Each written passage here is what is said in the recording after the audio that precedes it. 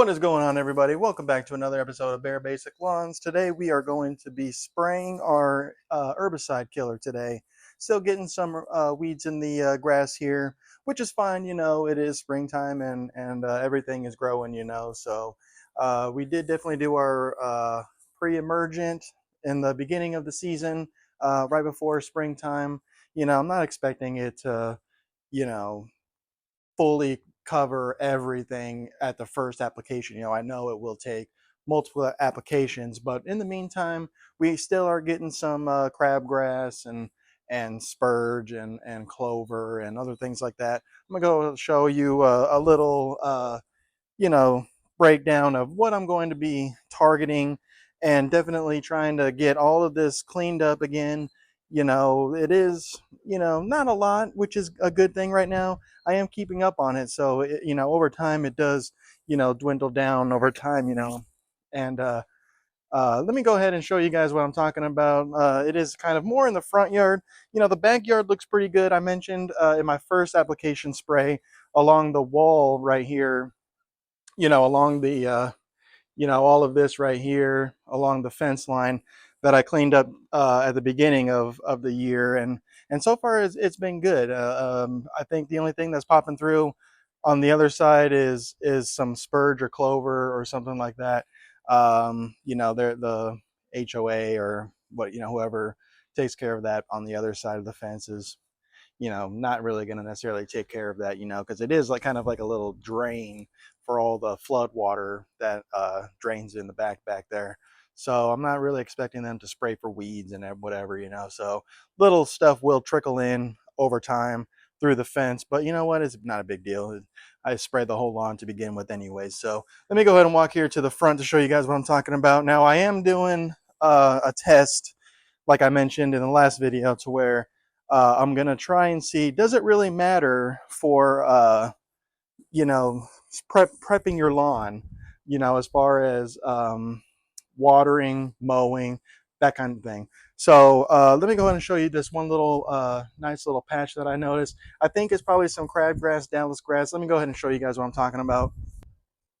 Right here is a good big piece of weed that I'm going to spray. I'm going to be flagging everything just so I know and show you guys of updates, you know, but for the most part, this is kind of like the biggest thing in the backyard, except for the other side with the fungus. And for the meantime, that's pretty much the only spot. There is some, you know, I want to say it's nutsedge or something like that, but you know, I don't necessarily have a killer for that just yet, but stay tuned. I probably will coming up here necessarily shortly soon, because it is kind of taking over. But let me go ahead and show you guys what I'm talking about here, of what I'm looking to spray for my neighbor's lawn. I did talk to him and say, hey, you know, I'm going to be conducting a little experiment, so you know, if you can just bear with me, you know, just for like, you know, 4 or 5 days, you know, that would be great, because I'm gonna get this all cleaned up for you. So let me go ahead and show you guys what I'm talking about. So on the side of his lawn, you can see all of these good weeds, you know, all of this kind of broadleaf, you know, grasses that are just taking over his lawn, you know, and it's just everywhere, you know. And you know, even look at that nice big one there, you know, that's, you know, from the foundation, you know, at least a good 8-inch boards, you know, and it's creeping up to the second one there. So you know, it's pretty much everywhere.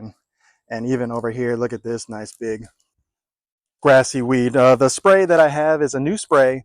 I haven't tried it yet. It does have quinchlorac in it. It is supposed to be taking care of all the grassy weeds for that quinchlorac.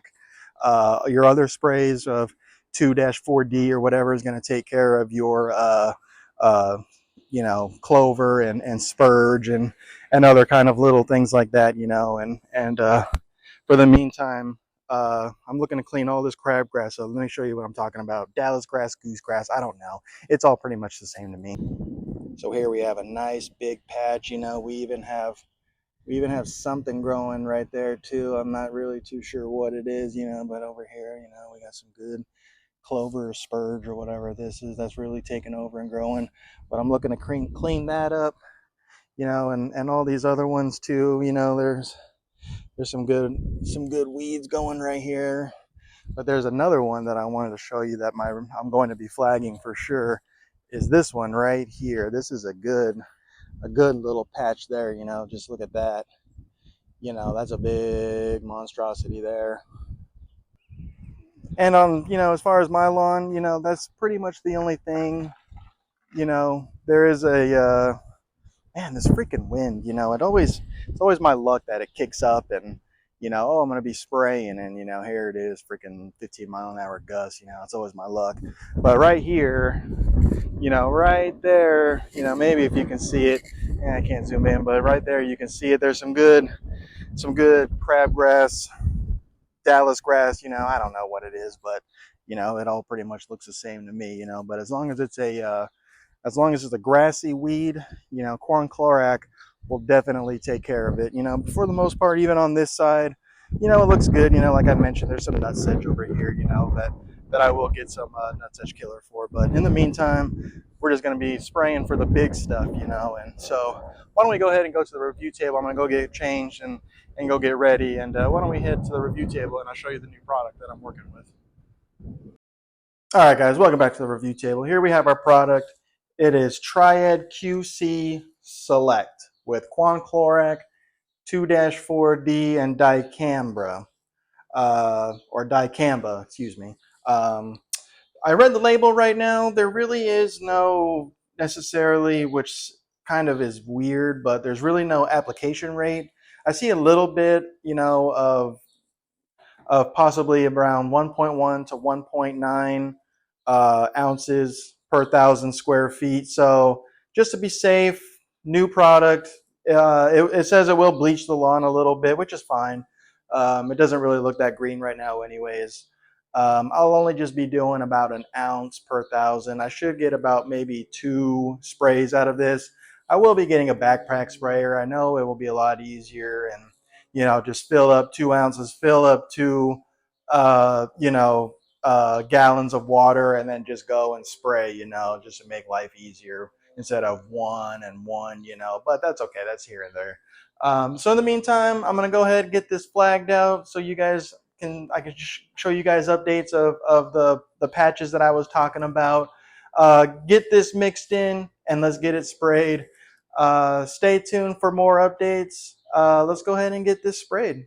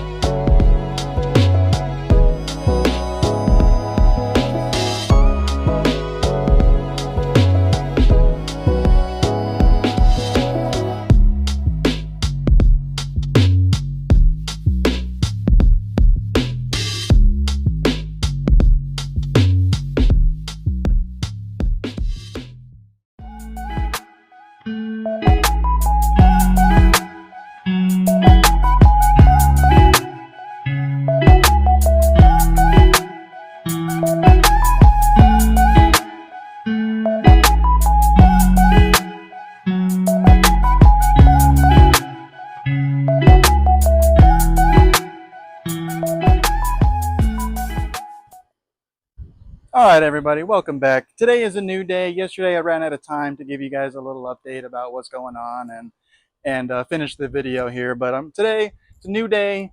I'm going to give you an update as to see how it is. It has been one day.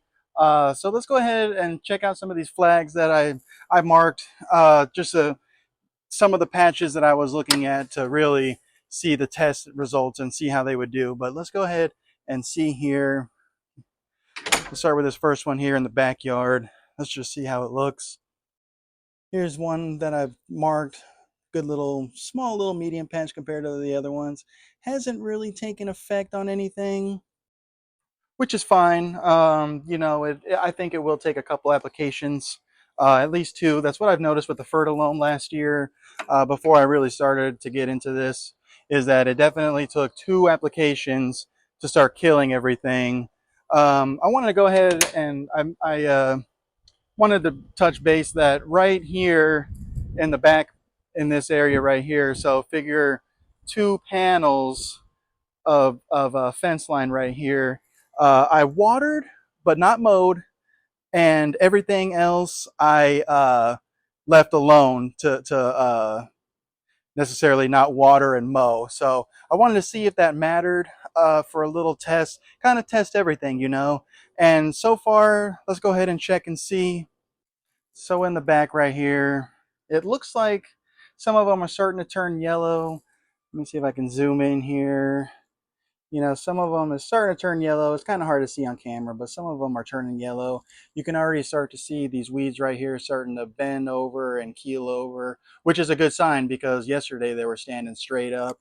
And even too, and even this thing is kind of wilting away. You know, you can tell that it's bending over a little bit and starting to die. You know, even some of these